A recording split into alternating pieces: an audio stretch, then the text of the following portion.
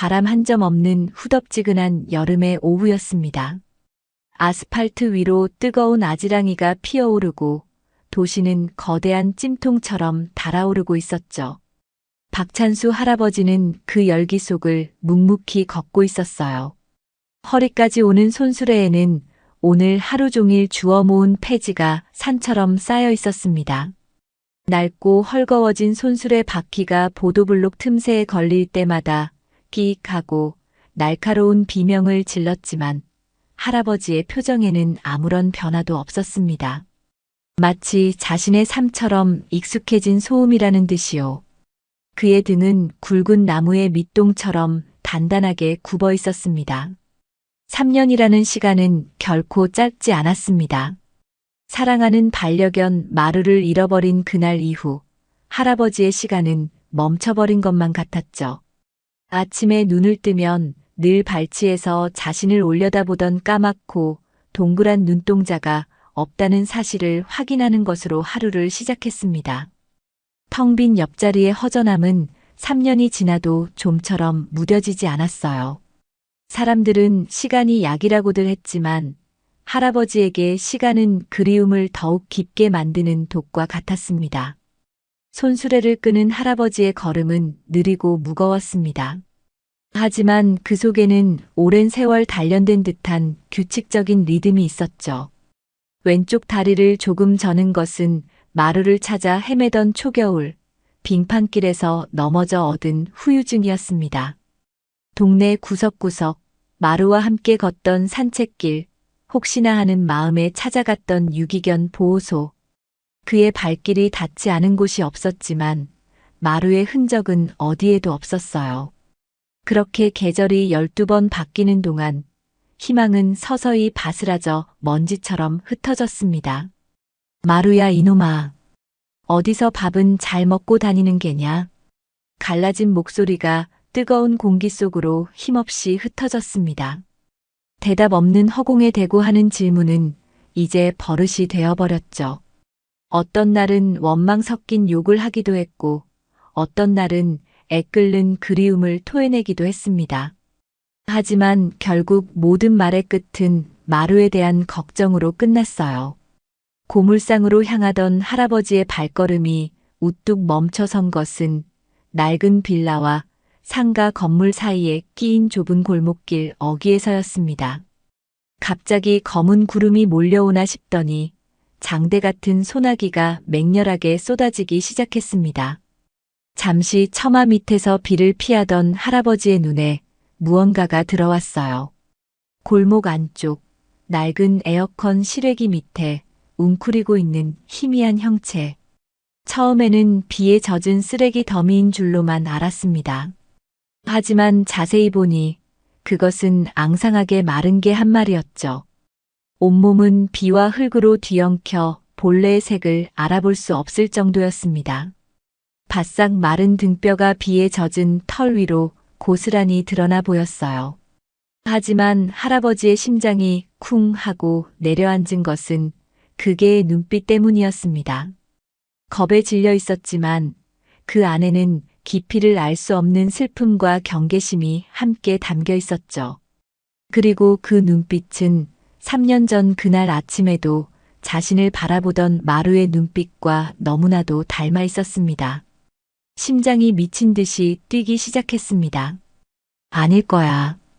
헛된 기대일 뿐이야. 스스로를 다그쳤지만 발걸음은 이미 골목 안쪽을 향하고 있었어요. 한 걸음 한 걸음 다가갈수록 개의 경계심은 더욱 날카로워졌습니다. 낮은 신음과 함께 으르렁거리는 소리가 빗소리를 뚫고 할아버지의 귓가에 박혔습니다. 그 모습에 섣불리 다가가지 못하고 할아버지는 5미터 정도 거리를 둔 채 멈춰 섰습니다. 괜찮아. 해치지 않아. 최대한 부드러운 목소리로 말을 건넸지만 개는 더욱 몸을 웅크릴 뿐이었습니다. 할아버지는 비를 맞으며 한참 동안 개와 마주보고 서 있었습니다. 수많은 생각이 머릿속을 스쳐 지나갔습니다. 마루는 진돗개와 믹스된 보통의 누렁이보다 조금 더 밝은 갈색 털을 가지고 있었습니다. 귀 한쪽이 살짝 접혀 있었고 앞발에 작은 흰 점이 있었죠. 지금 눈앞의 개는 흙투성이어서 아무것도 확인할 수 없었어요.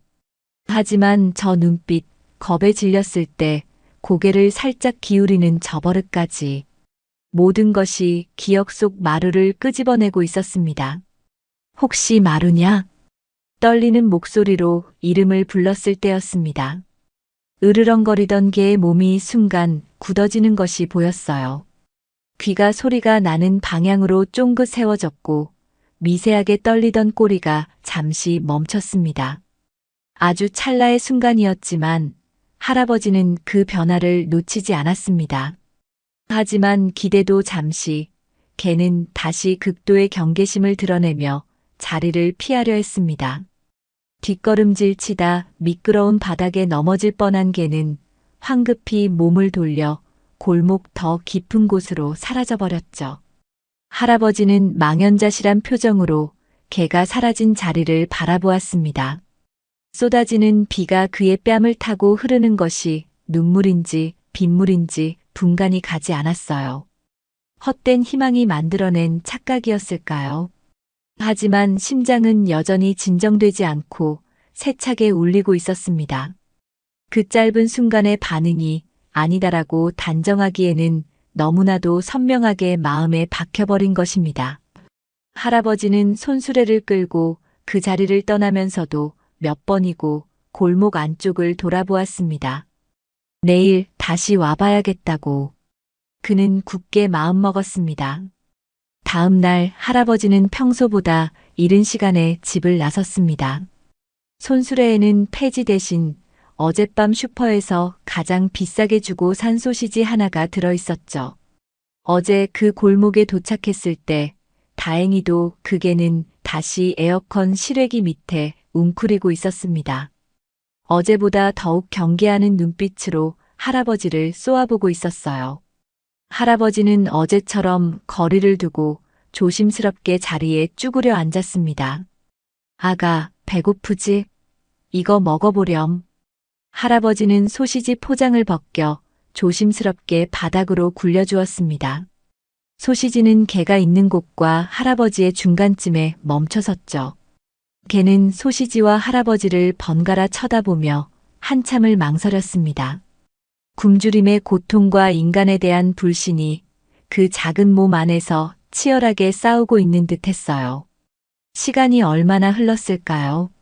마침내 배고픔을 이기지 못한 개가 조심스럽게 다가와 소시지를 덥석 물고는 순식간에 다시 제자리로 돌아가 허겁지겁 먹어치웠습니다.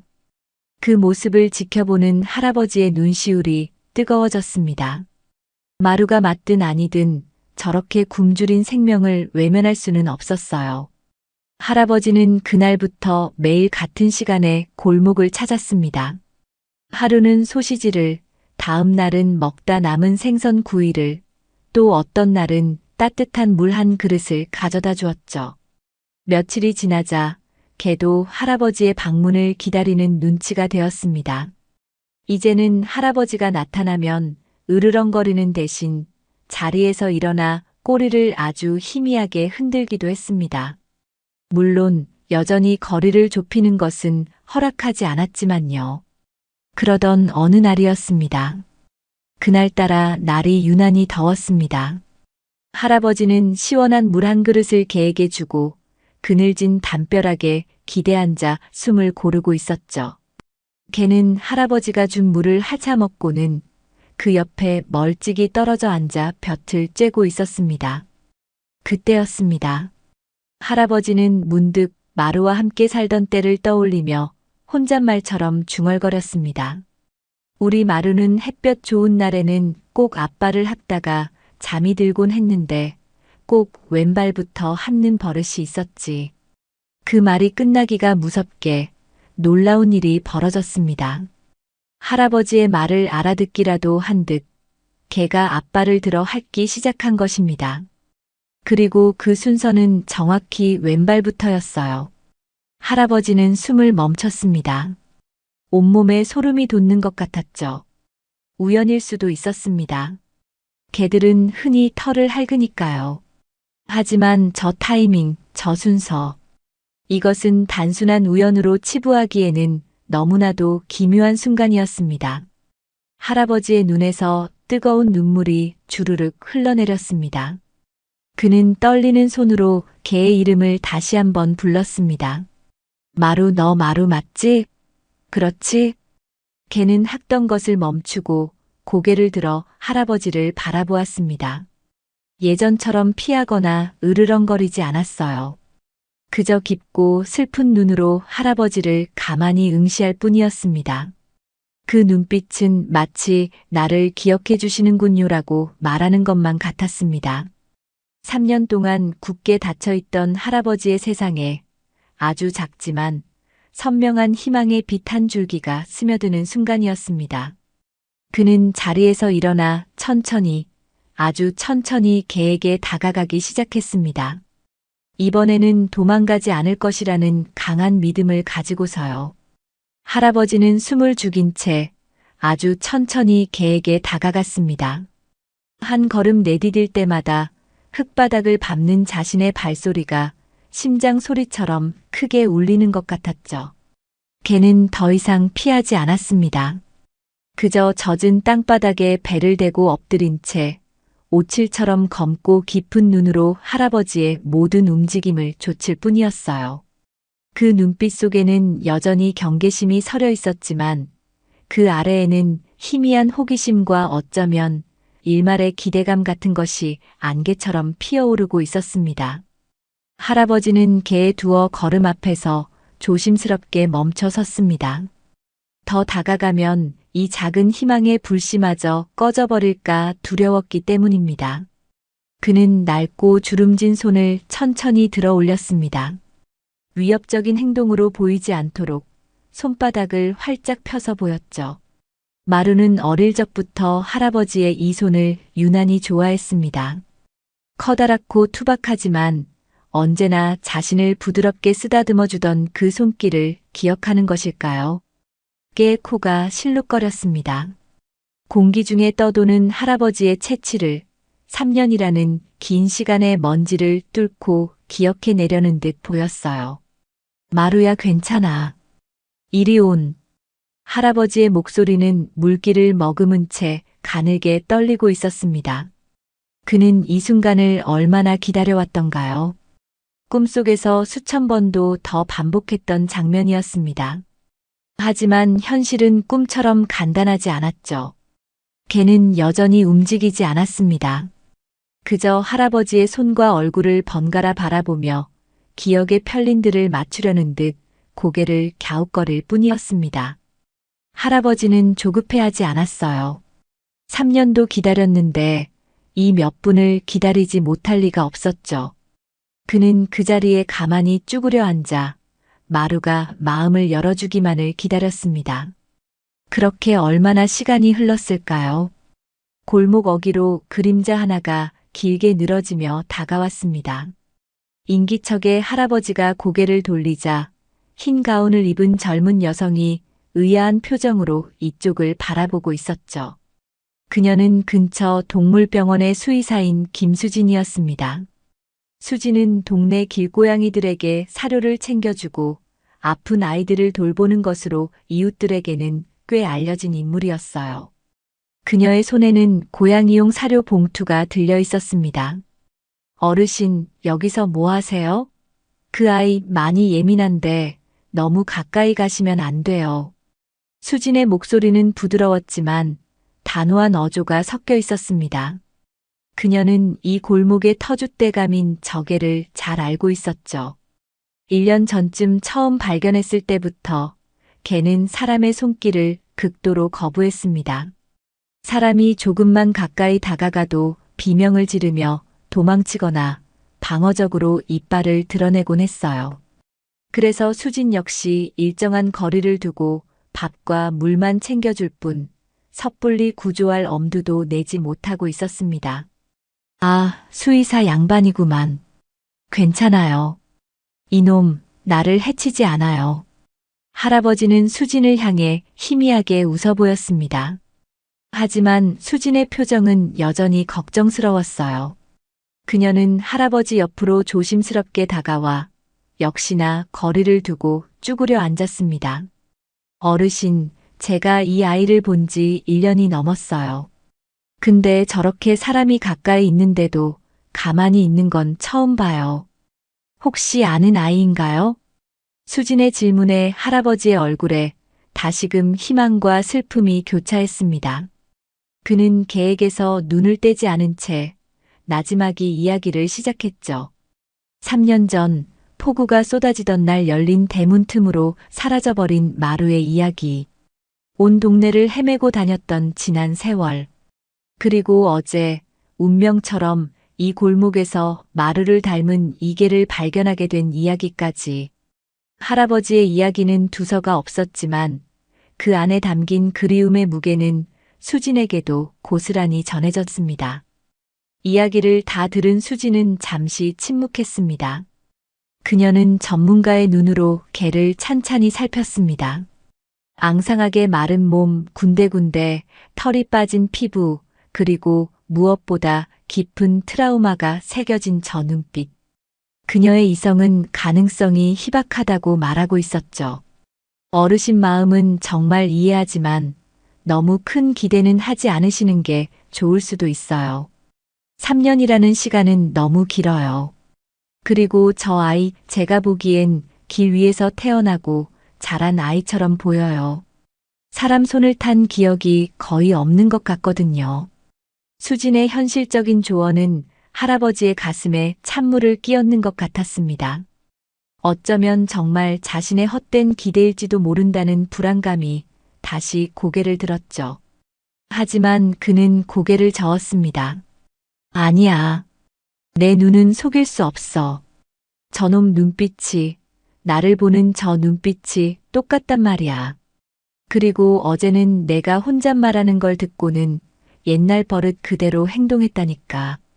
할아버지는 어제 있었던 왼발 핥기 사건을 흥분해서 설명했습니다. 수지는 그 이야기를 잠자코 듣고 있었지만 표정은 여전히 회의적이었어요. 동물의 행동에는 여러 가지 이유가 있고 그것을 인간의 기준으로 해석하는 것은 위험할 수 있다는 것을 그녀는 경험으로 알고 있었기 때문입니다. 어르신, 그럴 수도 있겠지만 그건 우연일 가능성이 높아요.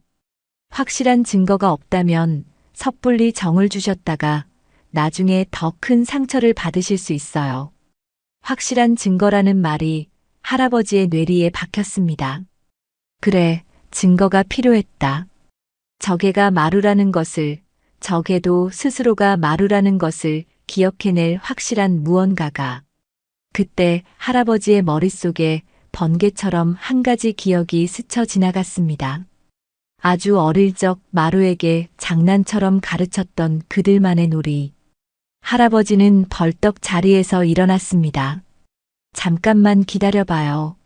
내가 금방 다녀올게. 할아버지는 수진과 개를 남겨두고 비틀거리는 걸음으로 집을 향해 달려갔습니다. 그의 뒷모습을 바라보는 수진의 눈에는 안타까움과 걱정이 가득했죠. 잠시 후 할아버지는 숨을 헐떡이며 다시 골목으로 돌아왔습니다. 그의 손에는 색이 바래고 이빨 자국이 가득한 낡은 빨간색 고무공이 들려 있었습니다. 마루가 세상에서 가장 좋아했던 장난감이었죠. 할아버지는 다시개 앞에 쭈그려 앉아 공을 보여주었습니다. 마루야, 이거 기억나니? 너 이거 하나면 하루 종일도 놀았잖아. 걔는 공을 보고 잠시 관심을 보이는 듯 했지만 이내 고개를 돌려버렸습니다. 할아버지의 심장이 철렁 내려앉았죠. 수진의 말이 맞았던 걸까요? 정말 자신의 착각이었을까요? 실망감이 파도처럼 밀려왔지만 할아버지는 포기하지 않았습니다. 그는 마루와 놀아주던 때처럼 특유의 추임새를 넣으며 공을 바닥에 통통 튀기기 시작했습니다. 자, 이리 와서 물어봐. 옳지, 옳지. 바로 그때였습니다. 무심하게 고개를 돌리고 있던 개의 귀가 쫑긋 서더니 고개가 천천히 공 쪽으로 돌아갔습니다. 개의 눈동자가 미세하게 흔들리고 있었어요. 기억 저편에 묻혀있던 무언가가 수면 위로 떠오르려는 듯 혼란스러운 표정이 역력했습니다. 그리고 개는 아주 천천히 한 걸음 한 걸음 공을 향해 다가오기 시작했습니다. 그 모습을 지켜보던 할아버지와 수지는 저도 모르게 숨을 죽였죠.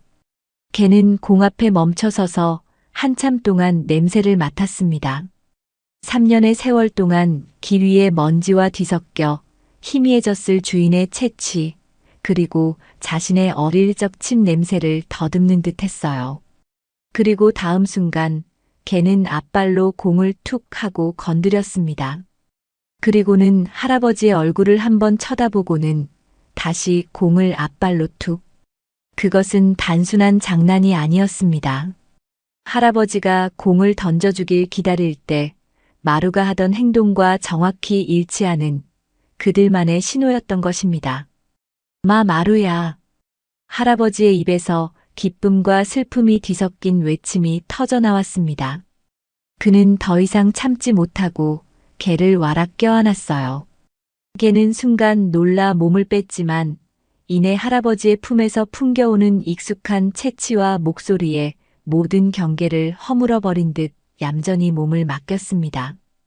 그리고는 가늘고 서툰 소리로 낑낑거리며 할아버지의 얼굴을 핥기 시작했습니다. 그것은 3년이라는 길고 혹독했던 세월을 건너온 세상에서 가장 애틋한 재회의 순간이었습니다. 옆에서 모든 것을 지켜보던 수진의 눈에도 자신도 모르는 사이 뜨거운 눈물이 흐르고 있었습니다. 이성은 기적을 믿지 않았지만 그녀의 눈앞에서 벌어진 일은 기적이라는 말 외에는 설명할 길이 없었습니다.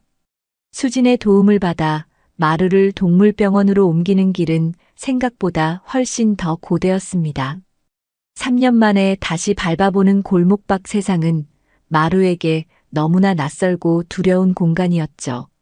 쌩쌩 달리는 자동차 소리에 마루는 질겁하며 할아버지의 다리 뒤로 숨었고 낯선 사람들의 발걸음 소리 하나하나에 온몸에 털을 곤두세웠습니다.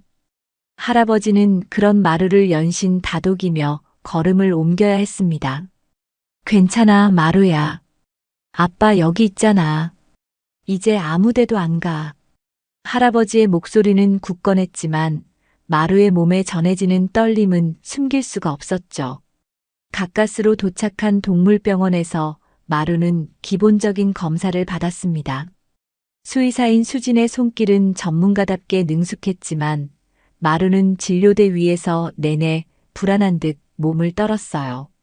검사 결과는 예상대로 좋지 않았습니다.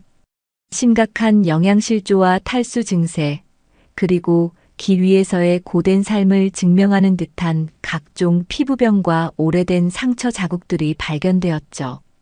특히 뒷다리에서는 과거에 골절되었다가 잘못 붙은 흔적이 발견되었습니다. 수지는 아마 차에 치이거나 높은 곳에서 떨어진 상처일 것이라고 조심스럽게 말했습니다.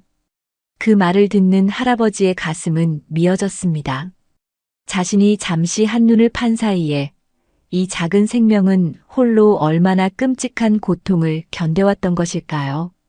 그래도 다행인 건 심장 사상충은 음성이에요. 기본적인 치료랑 영양 공급만 잘해주면 금방 건강해질 겁니다. 수진의 위로에도 할아버지의 죄책감은 쉬이 가시지 않았습니다. 그는 떨리는 손으로 마루의 머리를 쓰다듬었습니다. 흙먼지와 비에 젖어 엉망이었던 털은 깨끗하게 정리되었지만 그 아래 드러난 앙상한 몸이 그의 마음을 더욱 아프게 찔렀습니다. 치료를 마치고 할아버지는 수진에게 몇 번이고 고맙다고 인사를 한 뒤 마루를 품에 안고 병원을 나섰습니다. 드디어 집으로 가는 길이었습니다. 할아버지의 작은 단칸방. 비록 좁고 낡았지만 그곳은 마루와 할아버지의 행복한 기억이 가득한 유일한 공간이었죠. 집에 도착하자마자 할아버지는 마루를 조심스럽게 바닥에 내려놓았습니다. 마루야, 우리 집 기억나니? 이제 여기가 너의 집이야. 다시는 헤어지지 말자. 하지만 마루는 3년 만에 돌아온 집이 낯선 듯 구석구석 냄새를 맡으며 불안하게 서성거렸습니다. 할아버지가 쓰던 낡은 이불, 밥상의 냄새, 벽지에 스민 희미한 자신의 옛 흔적들. 모든 것이 아련하면서도 동시에 생경하게 느껴지는 듯 했어요. 한참을 서성이던 마루는 할아버지의 발치에 와서 몸을 웅크렸지만 좀처럼 잠들지 못하고 작은 소리에도 움찔거리며 주변을 경계했습니다. 할아버지는 그런 마루가 안쓰러워 밤새 불도 끄지 못하고 마루의 등을 조용히 쓸어주었습니다. 그렇게 길고도 짧은 밤이 지나갔습니다. 다음 날 아침 할아버지는 마루를 위해 시장에서 사온 북어로 정성껏 국을 끓였습니다. 마루가 가장 좋아하던 음식이었죠. 고소한 냄새가 방 안에 퍼지자 마루는 그제야 조금 안심이 되는 듯 꼬리를 살랑이며 할아버지 곁으로 다가왔습니다. 할아버지는 마루가 허겁지겁 국을 먹는 모습을 보며 3년 묵은 시름이 한순간에 씻겨 내려가는 듯한 행복감을 느꼈어요. 모든 것이 제자리를 찾아가는 듯 했습니다. 바로 그때 낡은 현관문에서 조심스러운 노크 소리가 들렸습니다. 할아버지는 평소 찾아오는 이가 거의 없었기에 의아한 표정으로 문을 열었죠. 문 밖에는 선한 인상의 부부와 대여섯 살쯤 되어 보이는 남자아이가 서 있었습니다. 저 실례합니다. 어르신, 혹시 어제 이 근처에서 개 한 마리를 데려오지 않으셨나요? 남자의 조심스러운 질문에 할아버지의 심장이 쿵 하고 내려앉았습니다. 뭔가 잘못되었다는 불길한 예감이 엄습했죠. 할아버지가 미처 대답하기도 전에 부부의 뒤에 서 있던 남자아이가 방 안을 들여다보다가 큰 소리로 외쳤습니다. 초코다. 엄마, 아빠. 우리 초코 여기 있었네. 아이의 외침에 부부의 얼굴에 화색이 돌았습니다. 그들은 할아버지에게 연신 고개를 숙이며 말했죠. 아, 감사합니다, 어르신. 저희가 어제 저녁부터 초코가 안 보여서 온 동네를 찾아다녔어요. 정말 감사합니다. 그들은 너무나도 당연하다는 듯이 마루가 자신들의 개인 초코라고 말하고 있었습니다. 할아버지는 눈앞이 캄캄해지는 것을 느꼈습니다. 아닙니다. 이 아이는 초코가 아니라 마루입니다. 제가 3년 전에 잃어버린 개라고요. 할아버지의 목소리는 다급하게 떨렸습니다. 하지만 부부는 당황한 표정으로 서로를 마주볼 뿐 그의 말을 믿지 않는 눈치였어요. 어르신, 무슨 말씀이세요? 이 아이는 저희가 1년 전부터 돌봐온 아이예요. 저희 아파트 단지에서 비 맞고 떨고 있는 걸 저희 아들이 발견해서 그때부터 초코라고 이름 짓고 계속 밥을 챙겨줬어요. 여자는 자신의 핸드폰을 꺼내 사진첩을 보여주었습니다. 화면 속에는 지금의 마루와 똑같이 생긴 개가 아이와 함께 잔디밭을 구르거나 소파에서 잠들어 있는 등 다정한 모습들이 가득 담겨 있었습니다. 사진 속 날짜는 분명 작년부터 시작되고 있었죠. 그 사진들은 할아버지의 주장을 무참히 깨부수는 명백한 증거처럼 보였습니다. 보세요, 어르신. 이게 저희 초코예요. 귀 뒤에 있는 이 상처 자국도 똑같잖아요. 여자가 가리키는 곳에는 마루의 귀 뒤에 있는 할아버지도 미처 몰랐던 작은 흉터가 선명하게 보였습니다. 할아버지는 할 말을 잃었습니다. 머릿속이 하얗게 비어버리는 것 같았죠. 3년 만에 찾은 희망이 이제 막 제자리를 찾았다고 믿었던 행복이 눈앞에서 신기루처럼 흩어지고 있었습니다. 상황은 점점 더 복잡해졌습니다. 부부의 주장은 너무나도 구체적이고 일관성이 있었죠. 초코가 좋아하는 간식, 무서워하는 것, 잠자는 습관까지. 그들이 말하는 초코의 모습은 놀랍게도 지난 며칠간 할아버지가 봐온 마루의 모습과 대부분 일치했습니다. 길 위에서 생긴 새로운 습관들이었을까요? 아니면 이 아이는 정말 마루가 아닌 초코였던 걸까요? 할아버지의 혼란은 극에 달했습니다. 그때 남자아이가 방 안으로 들어와 마루 앞에 쭈그려 앉으며 다정하게 불렀습니다. 초코야, 이리 와. 형아한테 와야지. 모두의 시선이 마루에게로 쏠렸습니다. 마루는 불안한 듯 할아버지와 아이를 번갈아 쳐다보며 낑낑거렸습니다. 며칠 만에 깊은 유대를 쌓은 기억 속의 주인인 할아버지. 그리고 지난 1년간 자신을 굶주림에서 구해주고 다정한 손길을 내밀어 주었던 익숙한 가족. 마루 역시 혼란스럽기는 마찬가지인 듯 했어요. 잠시 망설이던 마루는 이내 아이를 향해 다가가 꼬리를 살랑이며 손을 핥기 시작했습니다. 그 모습을 본 할아버지의 세상이 무너져 내렸습니다. 아, 틀렸구나. 내 헛된 욕심이, 늙은이의 외로운 착각이 모두를 힘들게 만들었구나. 부부는 안도의 한숨을 내쉬며 초코야, 이제 집에 가자 하고 목줄을 채우려 했습니다. 할아버지는 아무 말도 하지 못한 채 그저 마루가 낯선 가족의 손에 이끌려 자신의 작은 방을 떠나는 모습을 멍하니 바라볼 수밖에 없었습니다. 3년 만의 재회는 그렇게 단 하룻밤의 꿈으로 끝나버리는 듯 했습니다. 마루, 아니 초코가 가족의 손에 이끌려 현관문을 나서려는 순간이었습니다. 모든 것을 포기하고 망연자실해 있던 할아버지의 곁에서 어제부터의 상황을 모두 지켜보고 있던 수의사 수진이 다급하게 그들을 막아섰습니다. 잠깐만요. 이렇게 그냥 데려가시는 건 아닌 것 같아요. 수진의 단호한 목소리에 모두의 시선이 그녀에게로 향했습니다. 가족은 당혹스러운 표정을 지었고 할아버지는 희미한 희망의 빛이라도 본 듯 고개를 들었죠. 수진은 침착하게 상황을 정리하기 시작했습니다. 양쪽 분들의 말씀을 들어보면 각자의 주장에 다 일리가 있어요. 어르신께는 3년이라는 시간과 깊은 유대감이 있고 이 가족분들께는 1년이라는 구체적인 보호의 기록이 있죠. 강아지의 행동만으로는 섣불리 판단하기 어렵습니다. 길 위에서의 경험 때문에 새로운 보호자에게 쉽게 정을 붙였을 수도 있고 반대로 옛 주인을 완전히 기억하지 못하는 상태일 수도 있거든요. 그녀는 양쪽 모두를 납득시키려는 듯 차분하지만 힘있는 목소리로 말을 이어갔습니다.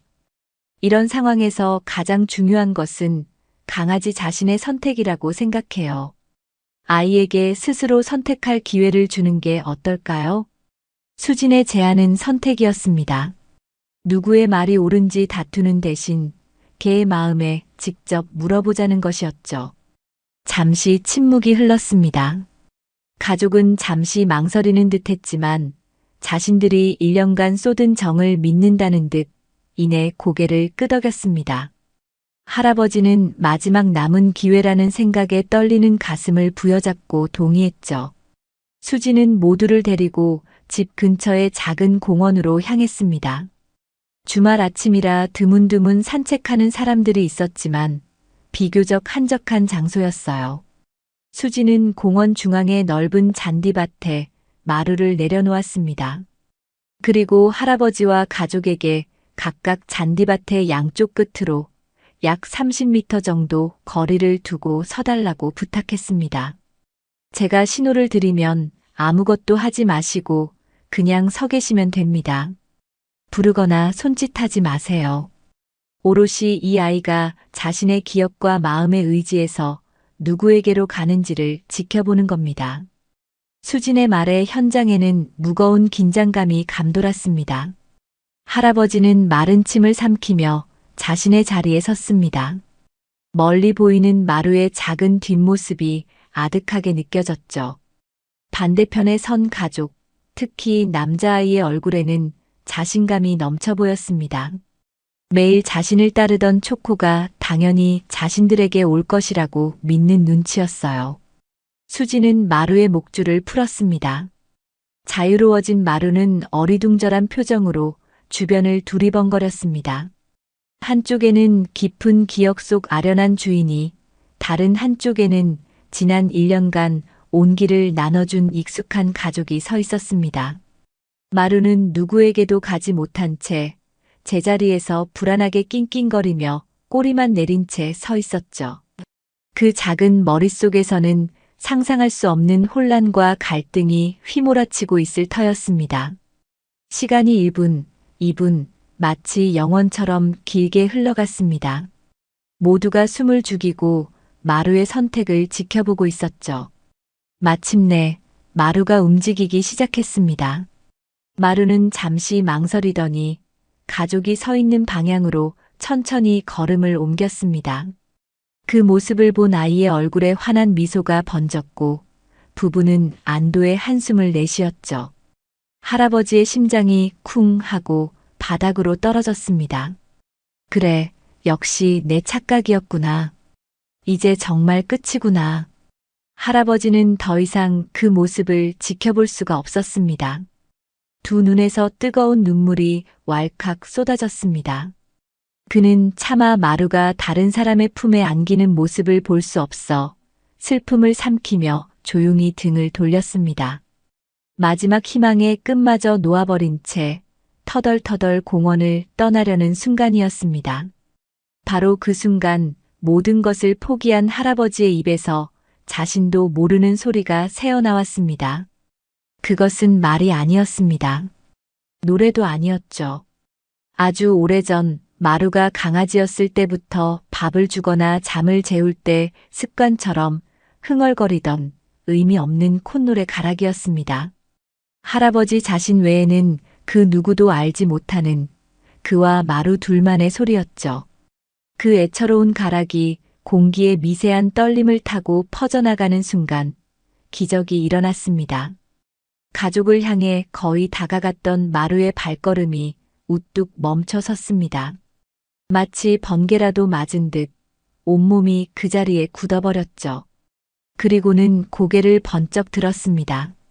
모든 혼란이 걷히고 기억의 가장 깊은 곳에 봉인되어 있던 단 하나의 진실을 찾았다는 듯 마루의 눈이 세차게 흔들렸습니다. 마루는 뒤도 돌아보지 않았습니다.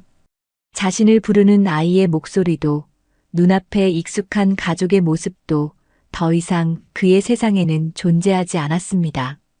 마루는 몸을 획 돌려 등을 보이고 걸어가는 단 한 사람, 자신의 진짜 주인을 향해 전속력으로 달리기 시작했습니다. 절뚝거리던 뒷다리의 고통도 잊은 채 3년이라는 세월의 벽을 뛰어넘어 오직 할아버지를 향해서만 달려갔습니다. 마루야. 자신의 등 뒤에서 들려오는 거친 숨소리와 발소리에 할아버지가 놀라 돌아보았을 때 마루는 이미 그의 품속으로 힘껏 뛰어들어 와락 안겨 있었습니다. 할아버지는 휘청거리며 마루를 끌어안았습니다. 마루는 할아버지의 품에 얼굴을 묻고 기쁨과 서러움이 뒤섞인 울음소리를 내며 연신 할아버지의 얼굴을 하찼습니다. 할아버지 역시 뜨거운 눈물을 흘리며 마루의 이름을 부르고 또 불렀습니다. 내 강아지 돌아와줘서 고맙다, 정말 고맙다. 잔디밭의 반대편에 서 있던 가족은 그 광경을 멍하니 바라보고 있었습니다. 아이는 울음을 터뜨렸지만 부부는 아무 말도 하지 못했죠. 비록 짧은 시간이었지만 자신들이 초코라고 불렀던 저 개가 보여준 선택의 의미를, 그 무게를 그들은 이해할 수 있었습니다.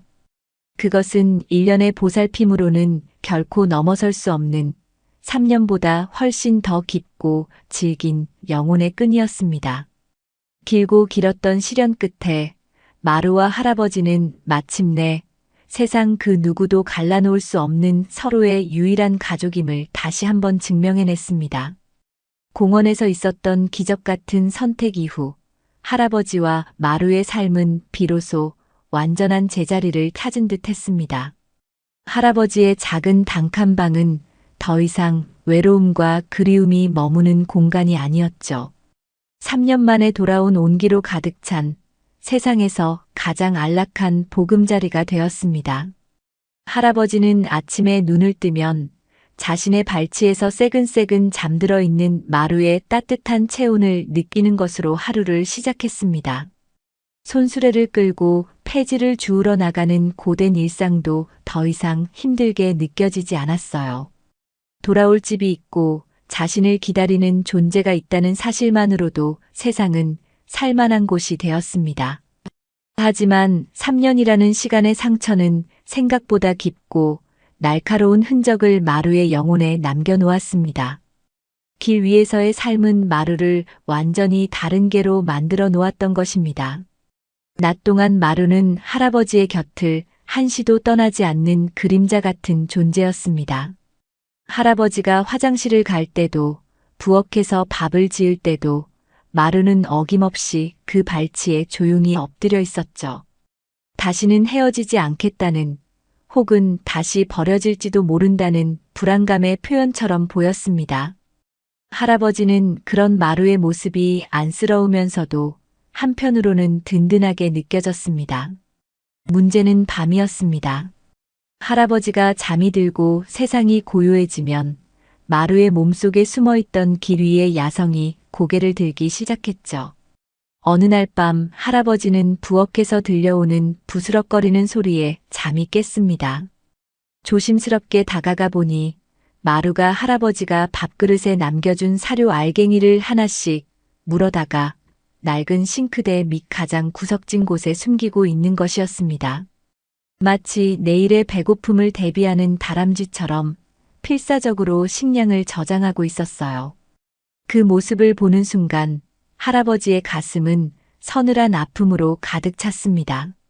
얼마나 굶주렸으면, 얼마나 내일을 기약할 수 없는 삶을 살았으면 배불리 먹고도 이런 행동을 하는 것일까요? 음식에 대한 집착뿐만이 아니었습니다. 마루는 소리에도 극도로 예민하게 반응했습니다. 늦은 밤 골목을 지나가는 오토바이 소리나 이웃집 현관문이 닫히는 작은 소리에도 마루는 잠에서 벌떡 깨어나 온 집안이 떠나가라 지저대기 시작했죠. 그 짖음은 경계나 위협이라기보다는 공포에 질린 비명에 가까웠습니다. 꼬리는 다리 사이로 바짝 말려 들어가 있었고 온몸은 사시나무처럼 떨고 있었어요. 할아버지는 잠 못 이루고 밤새 마루를 끌어안고 괜찮다, 괜찮다 속삭여 주어야 했습니다. 길 위에서의 3년은 이 작은 생명에게 세상의 모든 소리를 공포의 대상으로 각인시켜 놓은 것이었습니다. 할아버지는 마루의 상처를 치유하기 위해 온 힘을 다했습니다. 수의사 수진에게 조언을 구해 마루가 음식을 숨기지 않도록 매일 정해진 시간에 신선한 밥을 충분히 주었고 집 안이 가장 안전한 공간이라는 것을 알려주기 위해 많은 시간을 함께 보냈습니다. 일부러 현관문을 활짝 열어두고 마루가 자신의 의지로 집 안에 머무는 연습을 시키기도 했죠. 봐라, 마루야. 문이 열려 있어도 너는 나가지 않아도 된단다. 여기가 너의 집이니까. 이제 아무도 널 해치지 않아. 할아버지의 이런 노력 덕분인지 마루의 이상 행동은 아주 조금씩 달팽이가 기어가듯 느린 속도로 나아지고 있었습니다. 그러던 어느 초가을의 오후였습니다. 그날따라 유난히 하늘이 높고 푸르렀죠. 할아버지는 마루를 데리고 집 근처 언덕으로 산책을 나섰습니다. 마루의 뒷다리가 온전치 않아 긴 시간 걷지는 못했지만 따스한 햇볕을 쬐며 함께 걷는 것만으로도 둘에게는 큰 행복이었습니다. 언덕 정상의 낡은 벤치에 앉아 할아버지는 멀리 보이는 도시의 풍경을 바라보며 마루의 등을 부드럽게 쓰다듬어 주었습니다. 마루도 평온한 표정으로 할아버지의 무릎에 머리를 기댄 채 가만히 있었죠. 모든 것이 평화로워 보였습니다. 바로 그때 할아버지의 가슴에 뻐근한 통증이 느껴졌습니다. 처음에는 대수롭지 않게 생각했습니다. 나이가 들면서 생긴 잔병 치레려니 여겼죠. 하지만 통증은 점점 더 심해졌고 이내 숨을 쉬기조차 힘들어졌습니다. 눈앞이 아찔해지며 세상이 빙글빙글 도는 것 같았어요. 마루야. 할아버지는 마루의 이름을 부르려 했지만 목소리는 제대로 나오지 않았습니다. 그는 벤치에서 그대로 바닥으로 쓰러지고 말았습니다. 지병이었던 협심증이 무리한 탓에 재발한 것이었습니다. 주인의 갑작스러운 변화에 평화롭게 졸고 있던 마루의 눈이 번쩍 뜨였습니다. 할아버지는 바닥에 쓰러진 채 미동도 없이 거친 숨만 몰아쉬고 있었죠. 마루는 상황의 심각성을 본능적으로 깨달았습니다. 처음에는 할아버지의 얼굴을 미친 듯이 핥고 앞발로 몸을 긁으며 주인을 깨우려 했습니다. 하지만 할아버지는 반응이 없었죠. 마루의 눈에 극도의 공포와 절망이 어렸습니다. 주인을 잃을지도 모른다는 3년 전의 그 끔찍한 기억이 다시 되살아나는 듯 했습니다. 그 순간 마루의 머릿속에 번개처럼 스치는 것이 있었습니다. 집으로 돌아가는 길. 산책로 입구에는 작은 가게가 하나 있었고 가게 주인 아저씨는 언제나 마루를 보며 반갑게 인사를 건네곤 했죠. 마루는 더 이상 망설이지 않았습니다. 그는 쓰러진 주인을 한번 뒤돌아본 후 자신의 성치 않은 다리를 이끌고 미친 듯이 언덕 아래를 향해 달려가기 시작했습니다. 절뚝거리는 다리에서 전해오는 고통 따위는 느낄 겨를도 없었습니다. 오직 주인을 살려야 한다는 일념뿐이었죠. 가게에 도착한 마루는 문 앞에 버티고 서서 온 힘을 다해 짖기 시작했습니다. 왕, 왕, 와왕.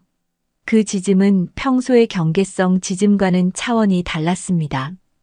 다급하고 절박하며 무언가 잘못되었음을 알리는 명백한 구조 신호였습니다. 가게 주인은 처음에는 시끄럽다고 생각했지만 멈추지 않고 계속되는 마루의 절박한 짖음과 평소와는 다른 눈빛에서 이상한 낌새를 눈치챘습니다. 이놈 봐라. 박 노인장은 어쩌고 너 혼자 왔어? 마루는 주인이 나오자마자 그의 바짓가랑이를 물고는 언덕 위쪽으로 필사적으로 끌어당기기 시작했습니다. 그제야 상황이 심상치 않음을 깨달은 가게 주인은 서둘러 119에 신고하고 마루를 따라 언덕을 뛰어 올라갔습니다. 언덕 위에는 할아버지가 창백한 얼굴로 쓰러져 있었습니다. 조금만 늦었더라면 정말 위험한 상황이 될 뻔했습니다. 마루의 영리하고 필사적인 행동이 3년 만에 되찾은 자신의 주인의 목숨을 구한 것입니다.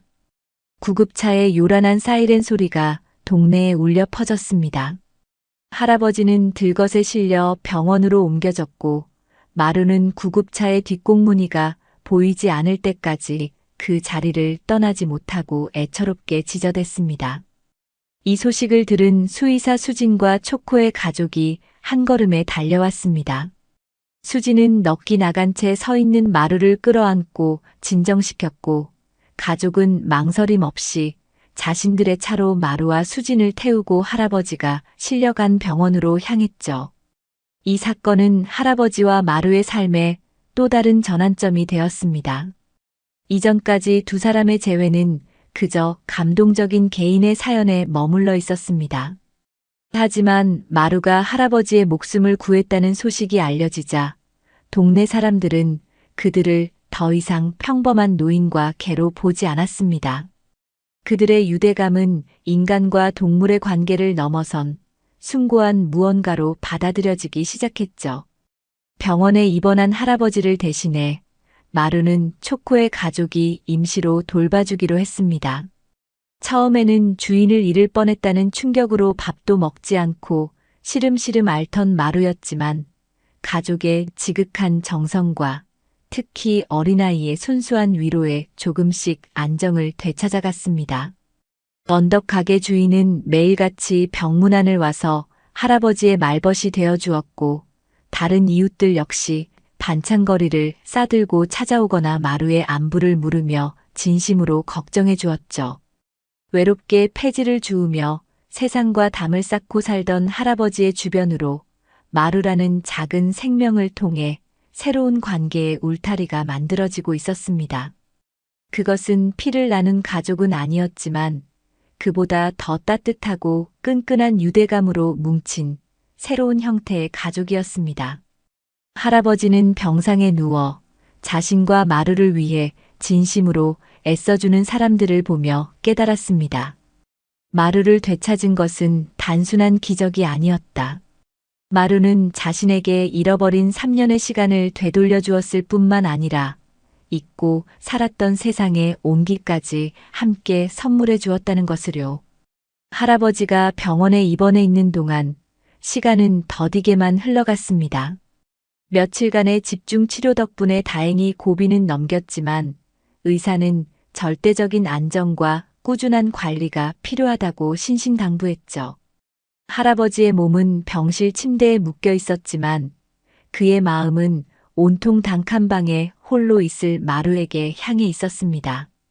비록 지금은 초코네 가족이 임시로 돌봐주고 있었지만 갑작스러운 환경 변화에 마루가 얼마나 불안해할지 눈에 선했기 때문입니다. 수의사 양반, 우리 마루 밥은 잘 먹는다요? 매일 오후 면회 시간에 맞춰 찾아오는 수진에게 할아버지가 가장 먼저 묻는 질문은 언제나 똑같았습니다. 수진은 할아버지를 안심시키려 애써 밝은 표정을 지었지만 사실 마루의 상태는 그리 좋지 않았습니다. 초코네 가족의 집으로 간 첫날, 마루는 현관문 앞에서 꼼짝도 하지 않은 채 하염없이 할아버지만을 기다렸다고 합니다. 가족들이 아무리 맛있는 간식을 주고 좋아하던 장난감을 흔들어도 전혀 반응을 보이지 않았죠.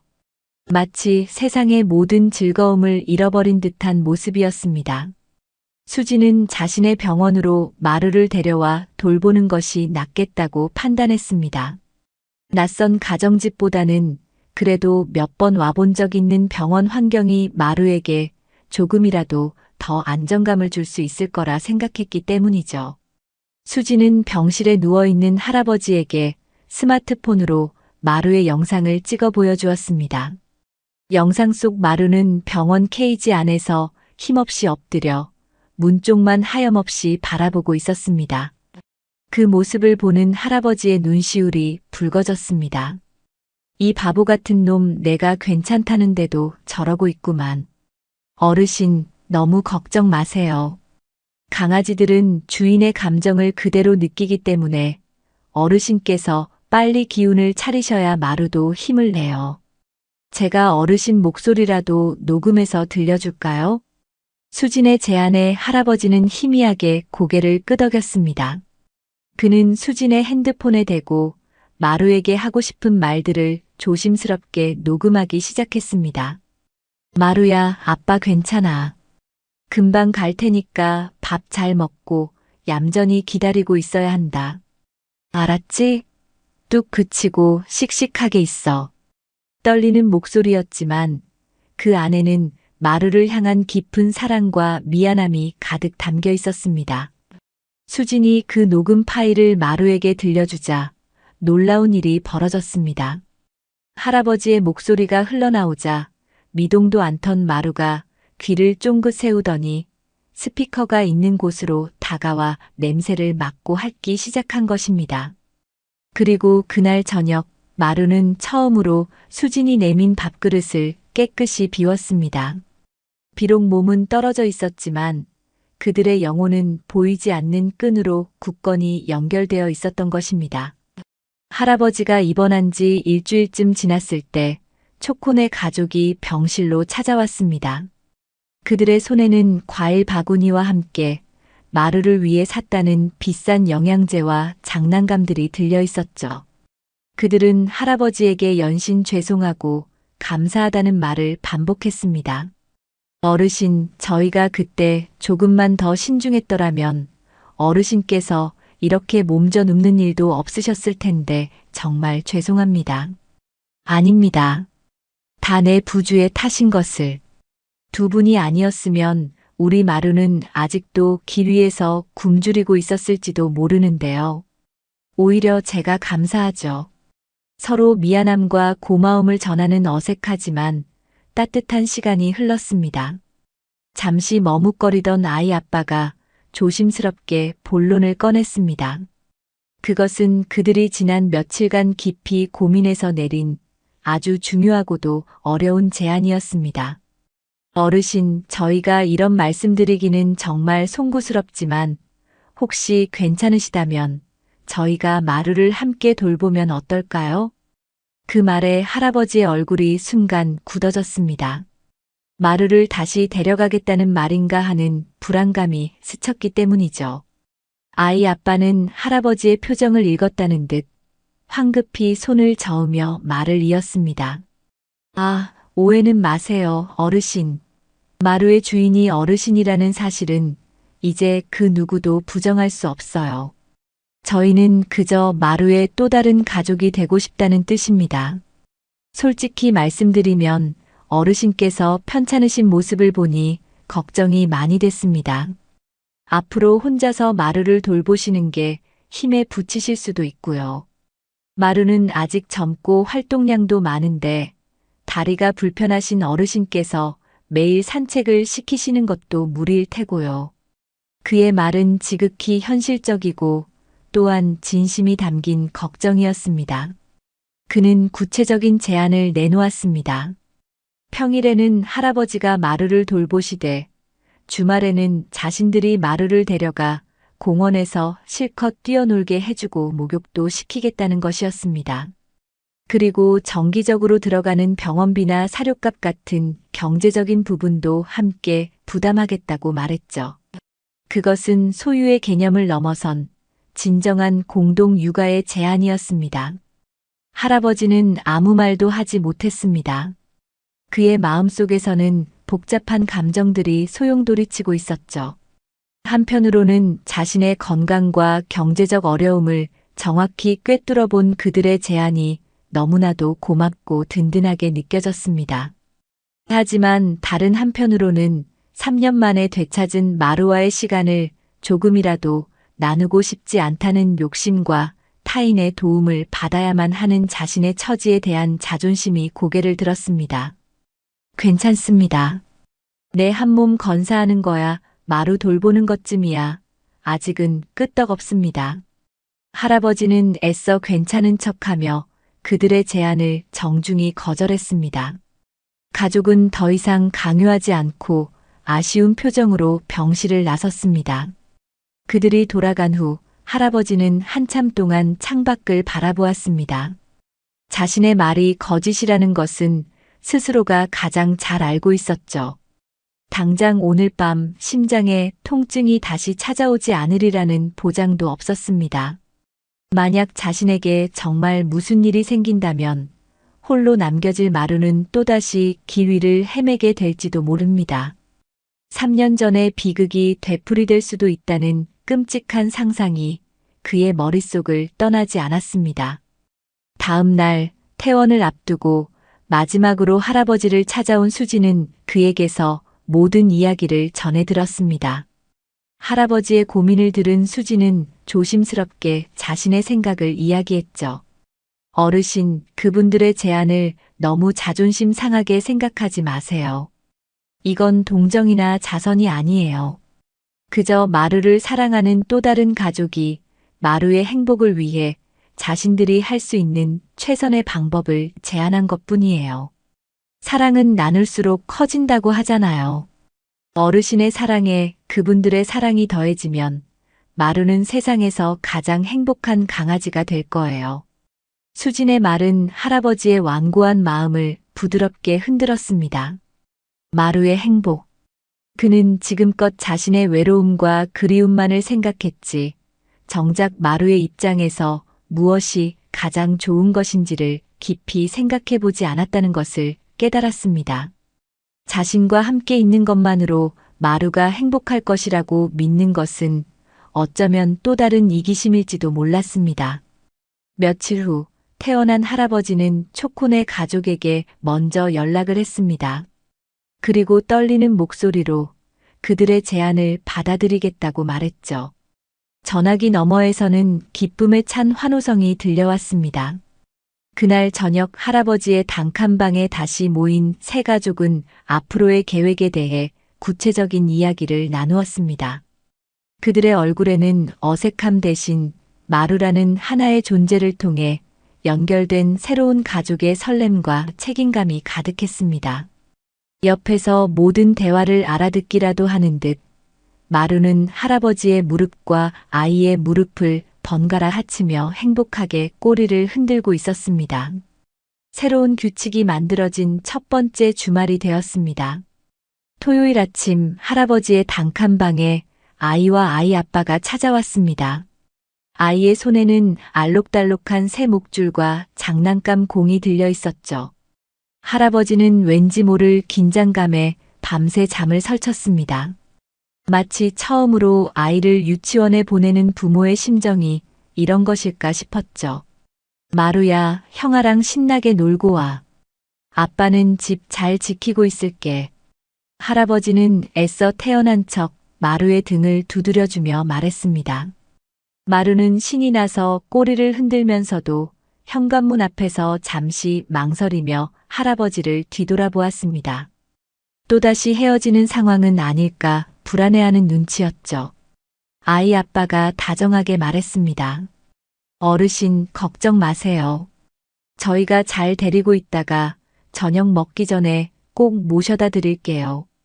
아이는 마루의 목줄을 잡고 신나게 앞장섰습니다. 그 뒷모습을 바라보는 할아버지의 마음은 시원섭섭함과 불안함으로 복잡했습니다. 문이 닫히고 방 안에 다시 혼자 남게 되자 3년 전의 그 적막함이 순간 되살아나는 듯 했죠. 할아버지는 자신도 모르게 창가로 다가가 마루의 모습이 골목 끝으로 완전히 사라질 때까지 한참을 바라보았습니다. 한편 마루는 오랜만에 탁 트인 공원에서 마음껏 달리기 시작했습니다. 할아버지와의 산책은 언제나 그의 다리 속도에 맞춰야 하는 느리고 조심스러운 걸음이었지만 젊은 아빠와 에너지가 넘치는 아이와의 산책은 완전히 다른 세상이었습니다. 아이가 던진 공을 향해 전력으로 달리고 잔디밭 위를 마음껏 구르며 흙냄새를 맡았습니다. 길 위에서의 불안함도 할아버지와 떨어져 있다는 서운함도 잊은 채 마루는 오롯이 달리기의 즐거움에 흠뻑 빠져들었습니다. 아이 아빠는 그 모습을 연신 스마트폰 카메라에 담아 할아버지에게 실시간으로 전송했습니다. 할아버지의 낡은 핸드폰으로 연달아 사진과 영상이 도착했습니다. 사진 속 마루는 혀를 길게 내민 채 세상에서 가장 행복한 표정으로 웃고 있었습니다. 그 모습을 본 할아버지의 얼굴에도 어느새 환한 미소가 번졌습니다. 자신의 불안과 걱정이 얼마나 어리석은 기우였는지를 깨달았죠. 마루는 그저 자신만의 소유물이 아니었습니다. 더 넓은 세상에서 더 많은 사랑을 받으며 행복해질 권리가 있는 소중한 생명체였습니다. 저녁 무렵 약속대로 가족은 마루를 데리고 돌아왔습니다. 마루는 기분 좋게 목욕까지 마친 상태라 뽀송뽀송한 털에서 좋은 비누 냄새가 났습니다. 신나게 뛰어논 탓에 피곤했는지 집에 돌아오자마자 할아버지의 발치에 쓰러져 잠이 들었죠. 아이는 오늘 하루 마루와 있었던 일을 신이 나서 제잘거렸습니다. 그 모습을 흐뭇하게 바라보던 할아버지는 자신의 선택이 틀리지 않았음을 다시 한번 확신했습니다. 그렇게 며칠이 지난 어느 날 밤이었습니다. 갑자기 창밖에서 세찬 비바람이 몰아치기 시작했습니다. 가을 태풍이 예보보다 일찍 북상한 것이었죠. 낡은 창문이 덜컹거리는 소리와 함께 하늘이 찢어지는 듯한 천둥 소리가 연달아 울려 퍼졌습니다. 그 순간 할아버지의 발치에서 곤히 잠들어 있던 마루의 몸이 경직되기 시작했습니다. 끙낑. 마루는 잠에서 깨어나 불안한 신음소리를 내며 몸을 떨기 시작했습니다. 그리고는 갑자기 벌떡 일어나 미친 듯이 현관문을 앞발로 긁으며 짖기 시작했죠. 그 모습은 3년 전 바로 저런 폭풍우가 몰아치던 밤에 홀로 집을 나섰던 그날의 트라우마가 되살아난 것이 분명했습니다. 마루의 눈에는 극심한 공포가 서려 있었고 마치 그날의 공포로부터 도망치려는 듯 필사적으로 밖으로 나가려 하고 있었습니다. 마루야, 괜찮아, 괜찮아. 할아버지는 황급히 마루를 끌어안았지만 소용없었습니다. 마루는 공포에 질려 할아버지를 알아보지 못하는 듯 품에서 벗어나려 발버둥 쳤습니다. 그저 끌어안고 다독이는 것만으로는 해결될 문제가 아니었습니다. 할아버지는 마루를 더욱 꽉 끌어안고 마루의 귓가에 대고 끊임없이 속삭이기 시작했습니다. 마루야, 정신 차려. 여기는 집이야. 안전해. 그날이랑은 달라.